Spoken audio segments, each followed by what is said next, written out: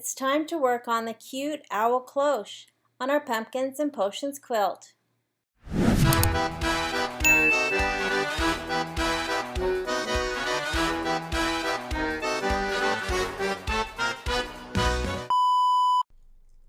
It's time to work on the cute owl cloche on page 35.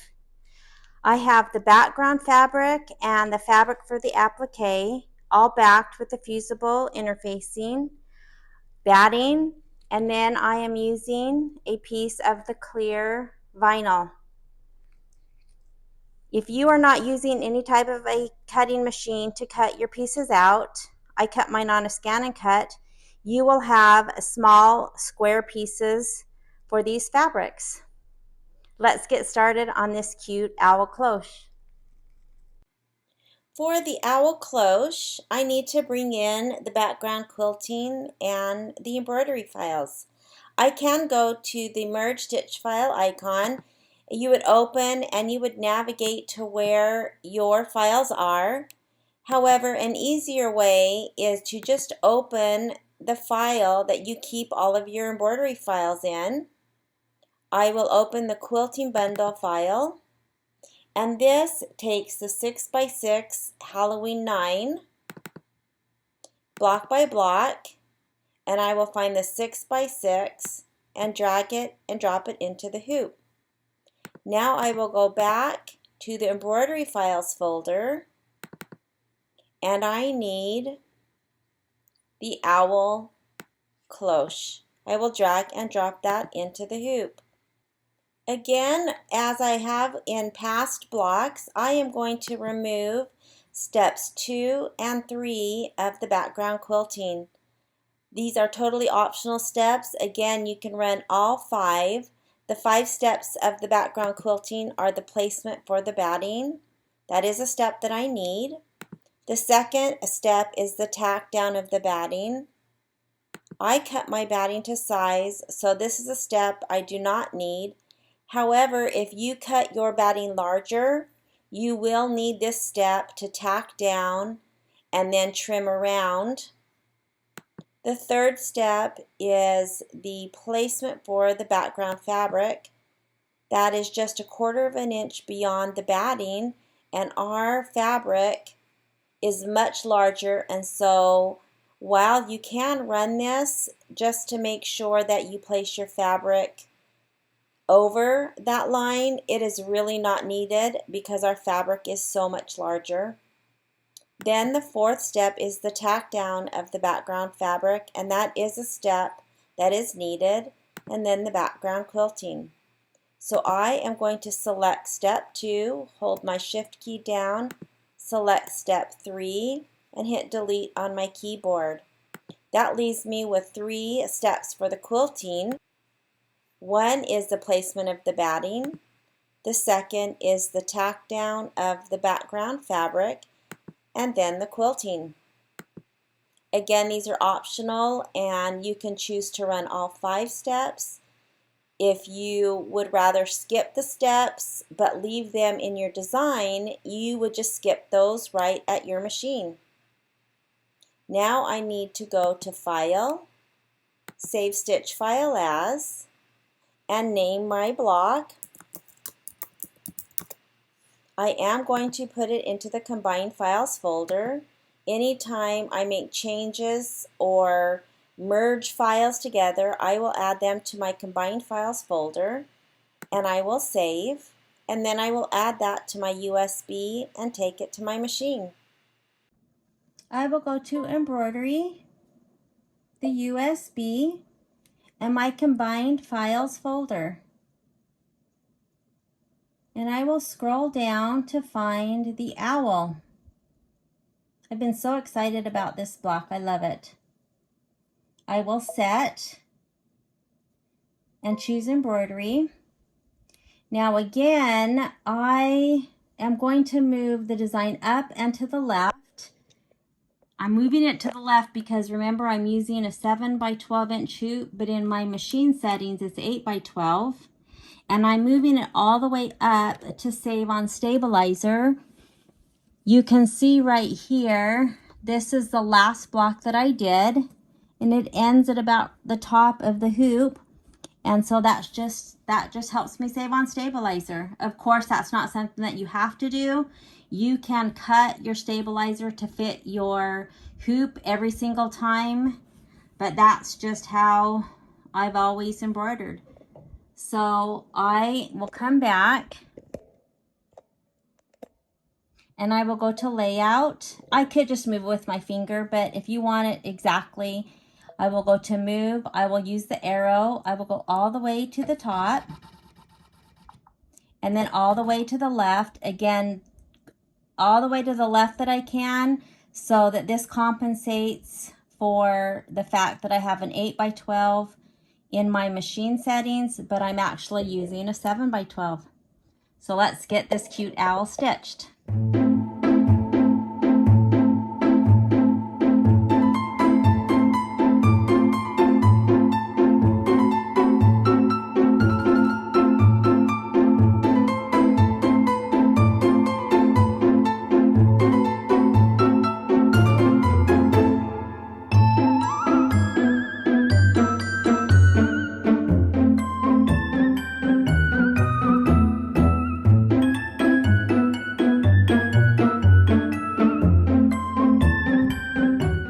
Now for this little cloche stand, if you watch the ScanNCut, you remember I cut the little part out. However, if you chose not to, or don't want to, or don't have a cutter, you will have a rectangle piece that you will just place and make sure that it fits over the entire stand. Then you'll run the tack down and trim around. But I am going to use my one that I cut out, and again, since it's a small piece and I don't really want to spray and get it all over my hands, I'm going to use this 505 glue stick and attach this and run the tack down.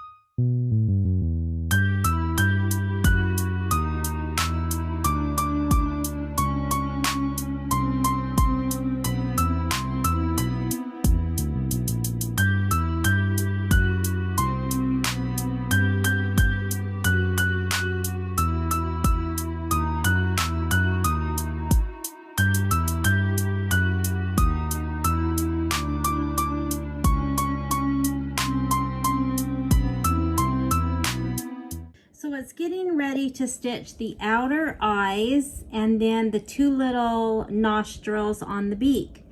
And the directions call for the medium gray, which is sterling. I have chosen to do the darker purple that I have been using once in a while for the outside ring of the eye, and then the sterling for the beak. And I put my purple thread in and started because if you look on the machine, it looks like it's going to start on the eye. And so I thought, oh, well, I need the purple. So it started here and did some locking stitches and then jumped over to the nostril, which I'm not really sure why, but anyways, so I took out that purple thread and I put the sterling back in. So it is going to have a big jump stitch right here. Of course, that needs to be taken out. And then after these two little nostrils are done, I will put the purple in. I also wanted to mention that I will need to go ahead after the nostrils are done. I will need to stop, and that will stop the machine so that I can change my thread to purple, because in this step on the machine, of course, it's all one color, so it won't stop between the two. So I will manually stop it. Okay, so I'm back. So I assumed that it would do both nostrils and then do the eye. So you can see here is where it started the locking stitch. It jumped over and did one nostril, and then it jumped back, and now it's going to do the ring. And then I mean, I've been wrong, so I don't know. I'm kind of assuming it'll jump and do the eye and then back and end with the nostril.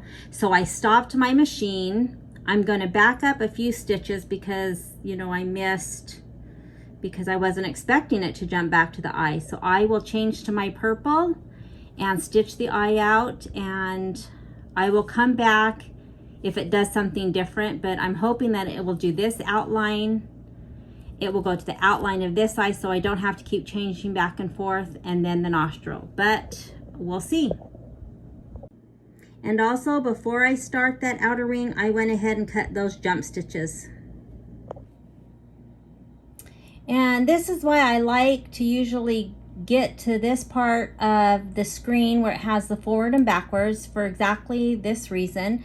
So I'm up here on the eye, and it did a few stitches, so I am going to go back, I think just one at a time, until it jumps over, kind of like we do in the Embroidery software. And I'm going to be using this -1, but I'm going to zoom in to see what happens. So this little green plus sign is where the needle is right now. So if I go back, oh, it jumped, so I caught it in time. So it jumped back here. So now I can go +1, and I'm the very first stitch in that eye. So now I've got my purple thread loaded, and I will do the outer ring and see what happens after that first eye. I'm also just decided, because I'm not sure what it's going to do, I am going to come to my speed, and I'm going to lower it to the very slowest. It's 350 stitches per minute, just so that if it jumps back to the nostril, I can stop it, hopefully before it gets too far. So now I'll continue to stitch out.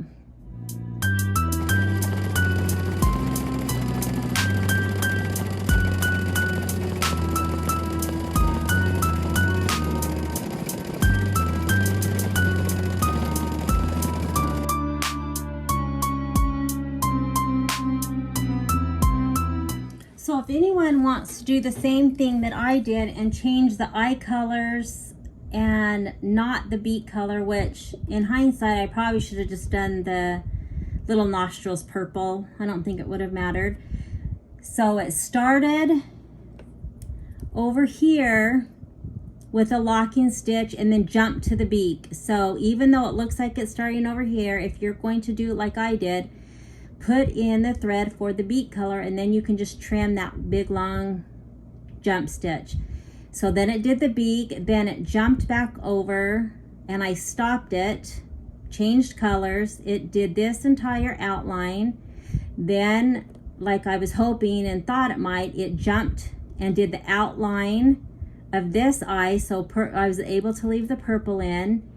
It ended up here, and it did cut this, it did cut the thread, so it didn't jump across like this one did, but I had to, right when it was cutting, I had to manually stop the machine, change the thread back to the sterling, and finish off this little tiny nostril. So if I were to do this again, I would probably honestly just keep the nostrils the same color. Even though I did purple, I would probably do purple little nostrils, and it would have been all one step and good to go. But it's super cute.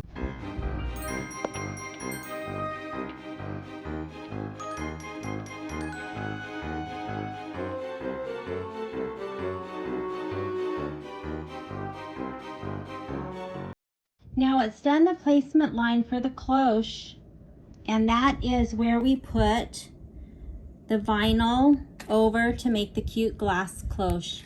Now it's important, I've been trimming the jump stitches as I've gone along. Normally I usually save those till the end, but of course they have to be done before you do the vinyl.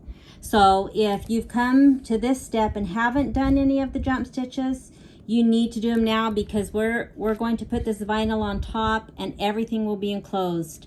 So make sure that there's no lint or extra threads. Make sure that your vinyl is clean, and then we're ready to finish this cute little owl cloche up. So I've got my vinyl placed, and it's going to just follow that same placement line. And so I put, you can see the edge right here. So I have quite a bit hanging off on this side that I might be able to use for another project. I did tape because the vinyl is slippery, and of course I don't want it to slip out of place. Another cute thing is if you wanted to put any sprinkles or anything extra inside this cloche, of course, do it now, and make sure that you don't have anything, like if you wanted to put some glitter like we did the potion bottles, just don't have anything that overlaps this stitching line. That might break the needle, but that might be super cute. So I'm going to get this stitched on.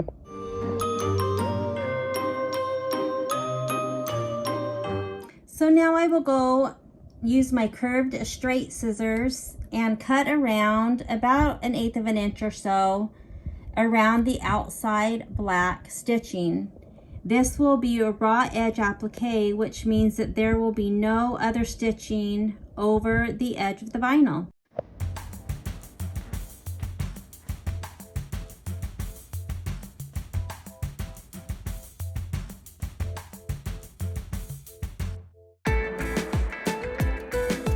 Now normally I go ahead and leave one block on while it's attached to the roll so that I can hoop my next block to save on stabilizer, but my next several blocks are going to be on a larger hoop, and I wanted to get this done. So I went ahead and just cut this away from the roll, and as the same with the other blocks, I am just going to trim the stabilizer right next to the batting line so that it's not in the seams when I sew the blocks together. After I trim away the stabilizer, I will press it and then trim the block to size.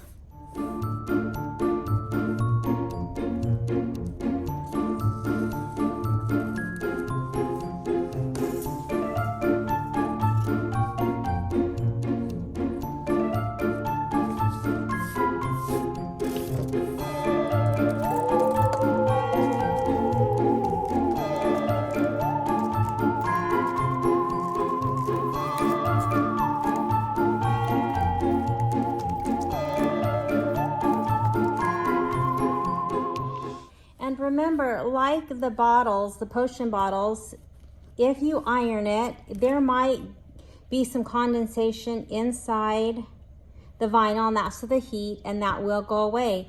But definitely try to stay clear of the vinyl. You can press it a little bit on the back side, and you're okay. That's where you might get some of the condensation. I wouldn't press it at all on the front. If you wanted to go over it, I would definitely use a pressing cloth or a Teflon sheet. I try to just press the outer edges and not press the vinyl on the front. Now let's cut this to size. Most of the time it is easier to cut from the back, especially when the stitching or the background quilting doesn't go into the seam allowance. You can line up the edge of the batting and make sure that there's an equal amount around the sides. If you are not using one of the orange pop rulers, then you will just need to make sure to use a ruler and cut the block per the directions. This is 6.5 by 6.5 inch square. You may want to keep in the basting stitch and use that as a guideline. Don't necessarily cut on the basting stitch unless you've measured it, but that would give you a general guideline as where you need to cut.